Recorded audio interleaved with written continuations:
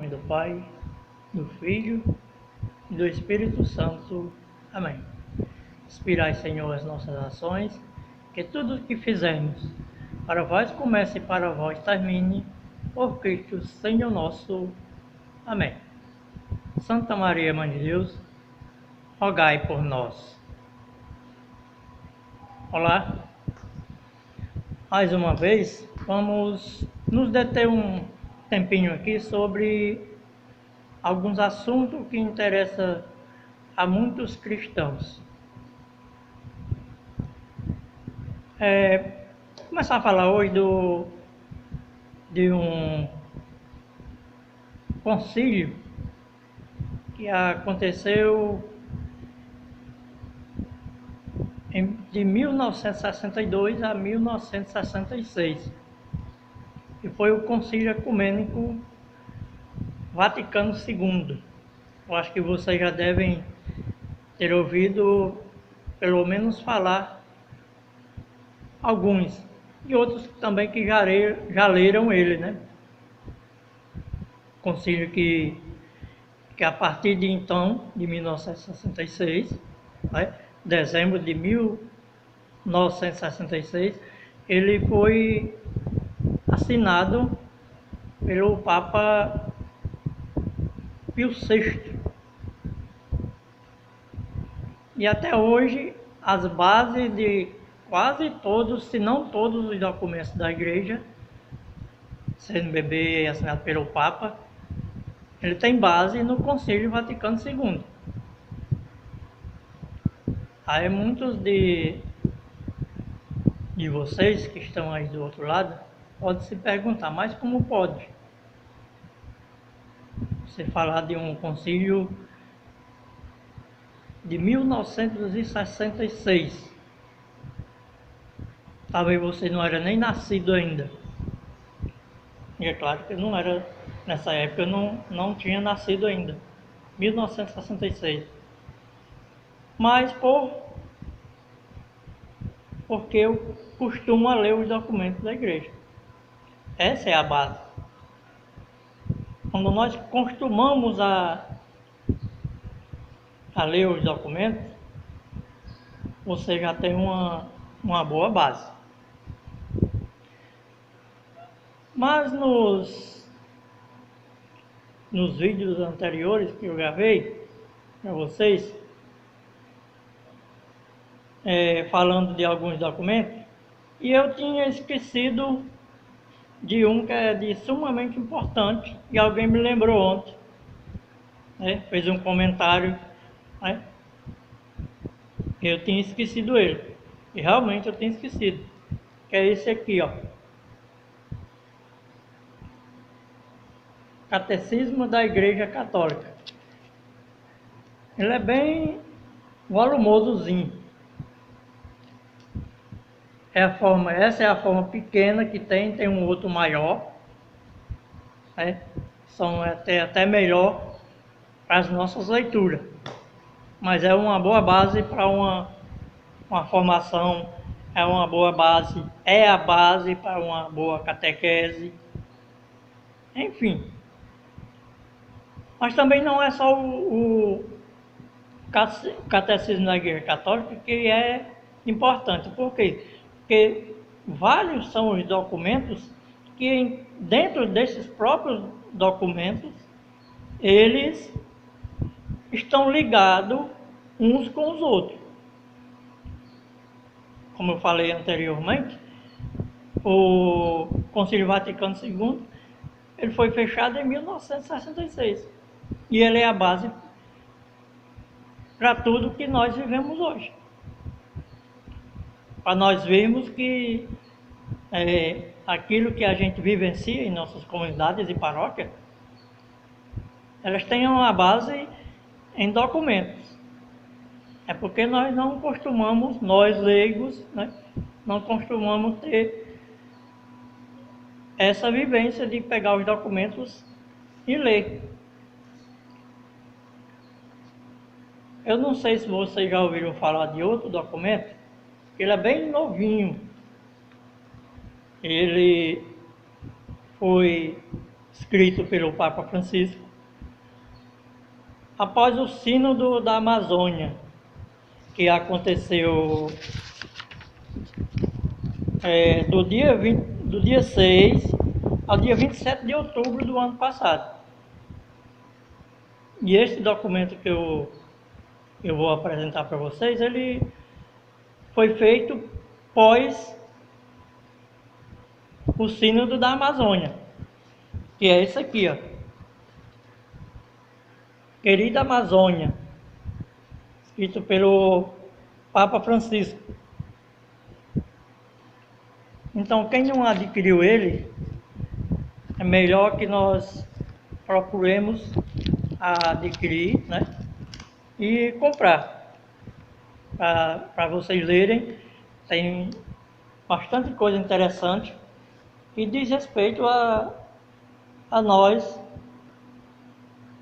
que somos cristãos leigos e leigas.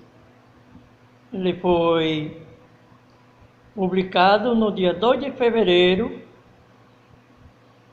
na festa da apresentação do Senhor do ano de 2020, 2 de fevereiro. Ou seja, está bem novinho o documento, mas ele já se encontra em minhas mãos. Por que isso?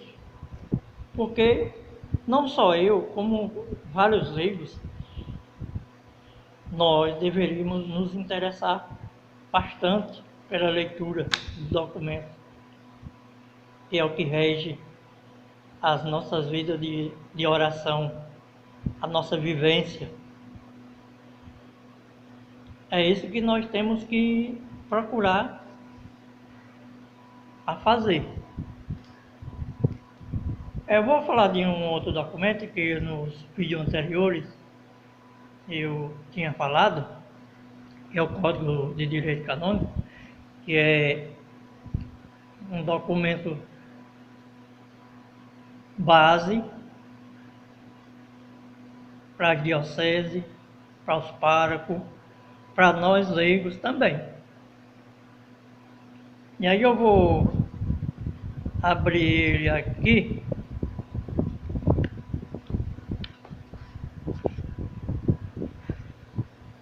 Lá no número Código de Direito Canônico, o cânone número dos 528, Código Canônico 528, que é das obrigações do pároco. E nós temos que ter um cuidado de, quando for ler os documentos, ou mesmo a Bíblia, olhar a nota de rodapé que tem nessa partezinha embaixo das folhas, tanto da Bíblia como dos documentos, de outros documentos. Porque lá tem algumas explicações, para que a gente tenha mais uma base. E diz lá na explicação, aqui embaixo do Código de Direito Canônico,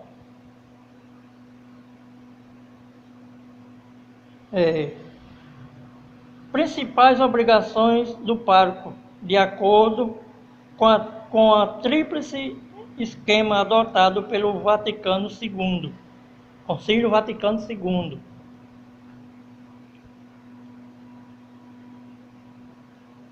São três as obrigações dos párocos: é santificar, ensinar e reger,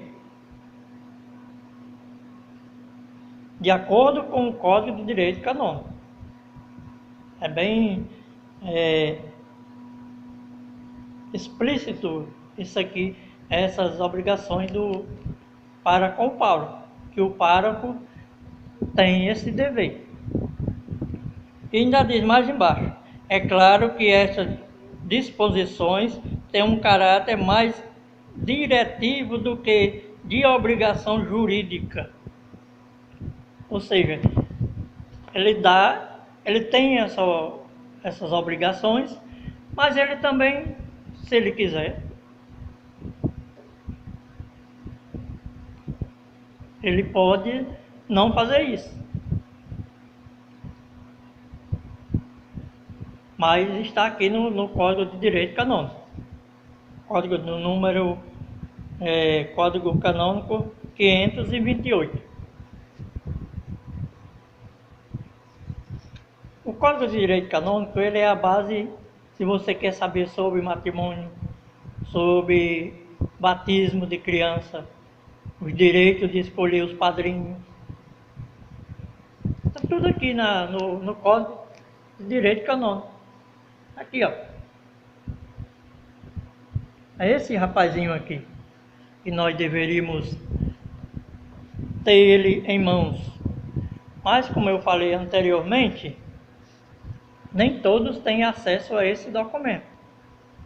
Poucas as pessoas têm direito ao Código de Direito Canônico. Tem acesso, né? Porque ele não é tão baratinho também. É o primeiro ponto, né?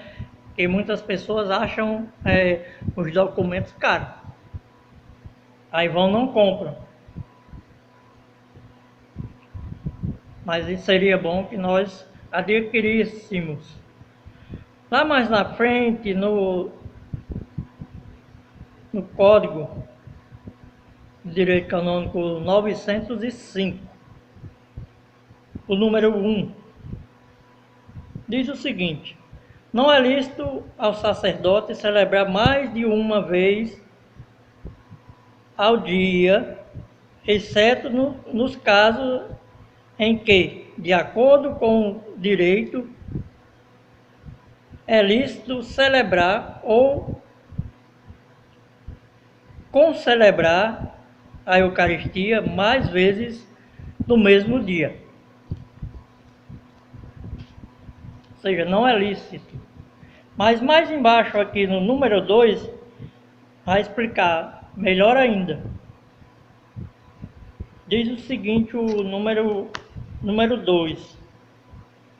Se houver falta de sacerdote, o ordinário local pode permitir que, por justa causa, os sacerdotes celebrem 2 vezes ao dia e até mesmo 3 vezes nos domingos e festas de preceito, e se as necessidades pastorais o exigir.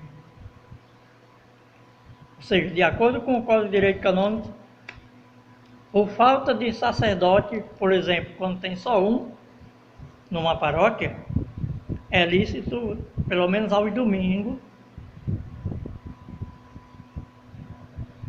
ele celebrar 2 ou 3 vezes a missa, a Eucaristia. Vamos ver mais aqui na frente.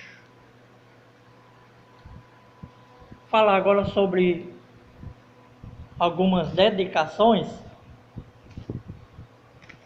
ou consagração. Antigamente se chamava de consagração. Hoje já não se chama mais de consagração, e sim de dedicação. Lá no Código de Direito Canônico 1171, vai nos dizer: as coisas sagradas que foram destinadas pela dedicação ou bênção ao culto divino sejam tratadas com reverência e não se empreguem para o uso profano ou não próprio a elas, mesmo que pertençam a particulares. Ou seja, quando se é dedicado, por exemplo, vou citar aqui o ambão, que é a mesa da palavra, que nossas igrejas têm, se ele é consagrado para as celebrações, ele não pode ser usado para outros fins. Ele não pode ser tirado daquele local para ir para um outro lugar, para servir de base para outros fins. Mesmo que seja por exemplo, na minha casa. Se ele for dedicado exatamente para aquilo, para aquele fim, então é necessário que esta mesa da palavra seja usada só para a liturgia. E várias outras questões que existem dentro não só a mesa da palavra, o nosso conhecido ambão, mas também a mesa da Eucaristia. Essa principalmente não pode ser usada para outros fins.